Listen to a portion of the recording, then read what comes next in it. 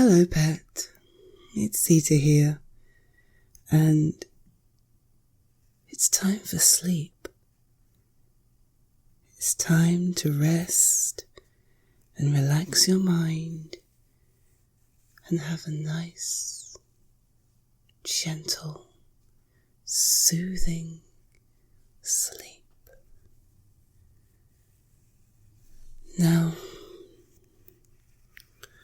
I've thought about this for quite some time, wondering how best I could record what is commonly known as a sleep aid, and I decided that I have the perfect idea.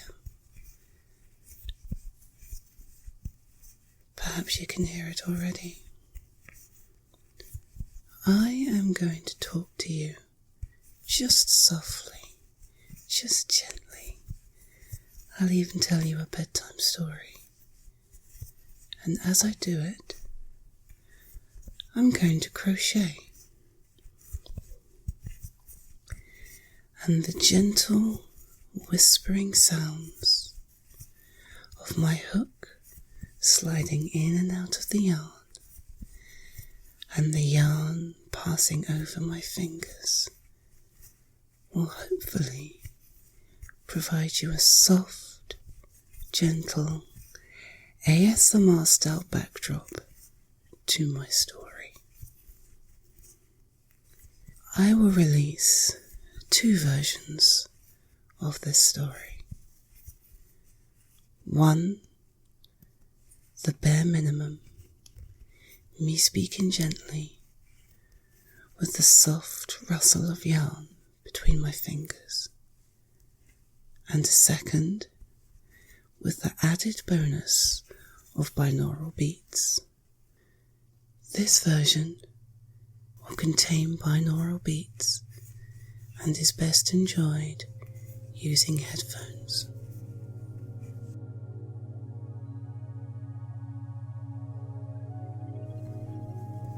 Once upon a time, there was a little bunny who lived in a field all by himself. He enjoyed romping every day and eating the carrots that grew along the field's edge, until one day he realized that the carrots were all gone. He was hungry already and had little choice but to go and find some food. So he left the field by hopping over the fence and venturing out into the big wide world. The first thing the little bunny saw on his journey out in the big wide world was a bird, a sparrow in fact. "Tweet, tweet, tweet," said the little sparrow. "Where are you going? Where have you gone?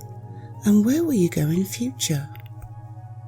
"I don't know," said the little bunny, "but I've run out of food in my own little field and I need to find some extra. Do you think you can help me?"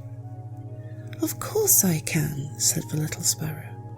"I can fly above you and watch from up on high, and perhaps I can guide you to where there is more food." "Thank you so much," said the little bunny. "I promise when I find some food, I'll be happy to share it with you." And so, with that agreement made, the bunny kept hopping along, guided now by the little sparrow flying up high and above. They travelled a little further and came across a stream, and the sparrow flew back and forth, looking for a bridge. They couldn't find one, and the bunny despaired that they would ever find any more food. Until a small silver fish leapt up out of the water in a tinkle of shining, glittering spray. "Blub, blub, blub," said the little fish. "Where are you going? Where have you been? And where will you go in future?" "We're on a journey to look for food," said the bunny. "We're hungry, and we have agreed that if we work together, we'll be able to share whatever we find." The fish considered. "Well, you aren't going to get very far across this river without some help. Perhaps if I help you cross the river, you'd be willing to share some food with me." "Of course," said the bunny. "There's plenty of food for everyone, but I can't cross this river." "I'll deal with that," said the little fish. "If you hop upon my back, I will carry you across, and you will be absolutely safe." "What do you think?" the bunny asked the sparrow. The sparrow simply said, "I can fly across, so if you think this is a good way for you to continue your journey, then perhaps you should take up the offer." "Thank you, little fish," said the little bunny. "I'd be happy to climb on top of your back and travel to the other side of the stream. And any food we find, we're more than willing to share with you as thanks for your help on this adventure." "Blub, blub, blub," repeated the fish. "Hop on my back and across we'll go." And so the bunny hopped lightly upon the fish's back, and the fish, true to their word, carried the bunny across the river. On the other side, though a little nervous, the bunny was sure to thank the fish for all their help. The fish simply waved a fin and said, "I'll be here when you need to get back. Just be sure to call on me." "I will," said the bunny, "and I'll be sure to bring you some food as well as thank you for all of your help." The fish swam away, the sparrow continued leading the way from above, and the bunny continued hopping, hop, hop, hop. They had not been travelling long before the sparrow piped up, fluttering wildly in excitement. Little bunny, I can see a field. I can see a field so full of the most delicious carrots I have ever seen." The bunny was deeply excited and started to run faster and faster and faster. But the sparrow cried out, "Stop, stop! There's danger!" Too late, the rabbit realized what was going on and tried to pull to a stop. He skidded on the ground right before a large wooden gate, on the other side of which stood a big, fierce dog. The hungry beast glared down at the rabbit and barked ferociously. Terrified, the little bunny scrambled to back up. "Please, please don't eat me." But the dog, now excited at the prospect of a tasty, fluffy meal, began to scrabble and paw at the gate. It wouldn't take long before the big beast opened it, and the bunny would have nowhere left to run. "What should I do?" he asked the sparrow. But the sparrow flew up into a tree and waited there where it was safe. He had no need to worry of the big mean dog. The bunny felt fear such as he had ever known and cried out in terror and shock. "Please, can someone help me? Is there anyone out there who can help me?" Out of the tall, bushy grass sprang a furry figure with a tall, fluffy tail and long, pointed ears. It rushed up to the dog and hissed and spat and said, "Meow, meow, stay away, stay away." The dog, alarmed and caught off guard by such a sudden intrusion, leapt away with a bark and a flick of his narrow little tail. He ran away back down the field, barking and barking, but no more of a threat now he was away from the gate. The bunny lifted up his trembling head and looked up at his saviour. It was a cat. "Oh, little kitten, thank you so, so much. Thank you for saving me from that big mean beast.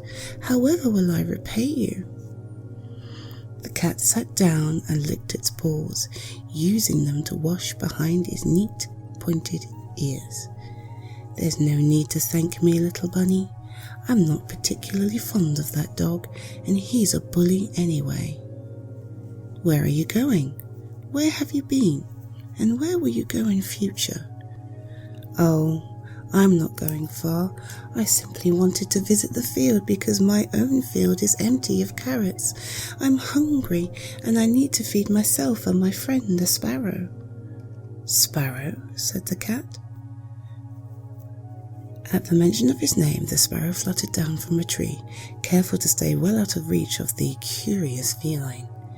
"Yes, Bunny and I are friends, and I've come to help. And perhaps you are a friend too." "Oh, I don't know about that," said the cat, "but I'm more than happy to help you if it means putting that mean old dog in his place. I'll tell you what.